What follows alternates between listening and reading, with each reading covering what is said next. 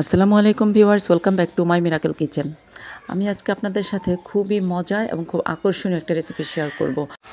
আশা করি এই রেসিপিটা সবার কাছে খুব ভালো লাগবে। যারা বিশেষ করে টক পছন্দ করেন তাদের কাছে তো অসম্ভব ভালো লাগবে।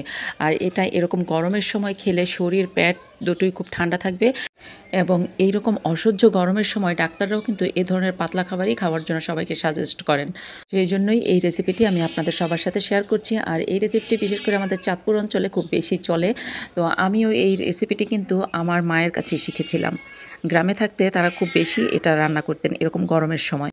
রেসিপি শুরু করার আগেই ছোট্ট করে বলে নেই, আমার এই ভিডিওটা যদি ভালো লেগে থাকে তাহলে প্লিজ একটা লাইক দিবেন, ফ্রেন্ডস অ্যান্ড ফ্যামিলিতে শেয়ার করবেন, যাতে আপনার মাধ্যমে আপনার বন্ধু, আত্মীয়স্বজন সবাই এরকম সুন্দর একটা রেসিপি শিখতে পারে। তাহলে চলুন এই রেসিপিটি দেখে নেই। তো এই রেসিপিটি করার জন্য আমি প্রথমেই চুলায় একটা পাতিল বসিয়ে দিলাম, আর তার মধ্যে আমি 3 কাপ পরিমাণ, যেই কাপটা দিয়ে পানি দিচ্ছি এই কাপে 3 থেকে 4 কাপ পরিমাণ পানি দিয়ে দিলাম।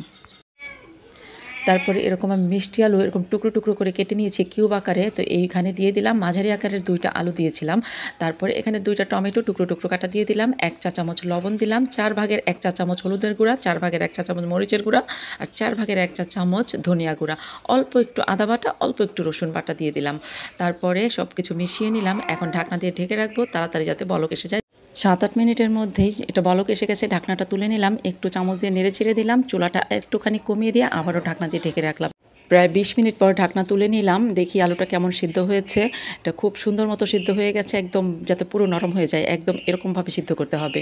তো এখন আমি ডাল ঘুটনিটা দিয়ে একটু ভেঙে ভেঙে দিব, একদম ঘোটা কিন্তু দিব না, যাতে আলুগুলা একটু আধা ভাঙা হয়ে যায়, এরকম করে ভেঙে দিব। এখন এর মধ্যে আমি অল্প পরিমাণে তেঁতুল দিয়ে দিলাম। তেঁতুল দেওয়ার পরে আবার এটা ঢাকনা দিয়ে ঢেকে রাখবো। 7-8 মিনিট পর ঢাকনাটা তুলে নিলাম।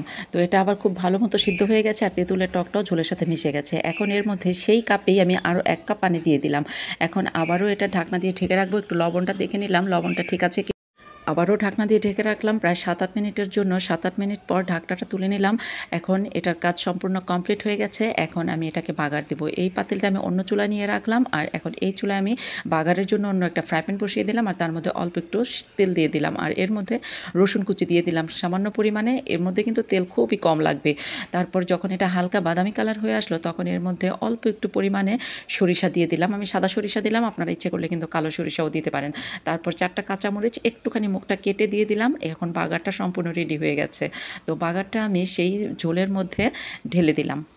সব শেষে এখানে আমি অল্প কয়েকটা টুকরো আম দিয়ে দিলাম। আপনারা ইচ্ছে করলে কিন্তু এই টকটা শুধু আম দিয়েও করতে পারেন, আবার শুধু তেঁতুল দিয়েও করতে পারেন। আমি একটু আমও দিলাম, আবার একটু তেঁতুলও দিলাম, আমার কাছে ভালো লাগে এই জন্য।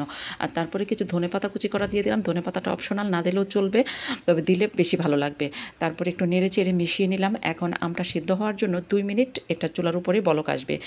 2 মিনিট পর আমগুলো সিদ্ধ হয়ে গেছে, রান্নাটা সম্পূর্ণ কমপ্লিট হয়ে গেছে। তো দেখলেন তো কত সহজে, কত সুন্দর আর মজাদার একটা টক রান্না হয়ে গেল। চাঁদপুর অঞ্চলের মানুষ একটু বেশি খায়, অন্যান্য অঞ্চলেও খায়, তবে এভাবে আপনারা একবার রান্না করে দেখবেন। আশা করি আপনাদের কাছে ভীষণ ভালো লাগবে। তো আজকের মতো এখানেই শেষ করছি, আবার দেখা হবে অন্য কোনো রেসিপি নিয়ে, অন্য কোনো ভিডিওতে। ততদিন আপনারা ভালো থাকবেন, সুস্থ থাকবেন, মিরাকেল কিচেনের সাথেই থাকবেন। আল্লাহ হাফেজ।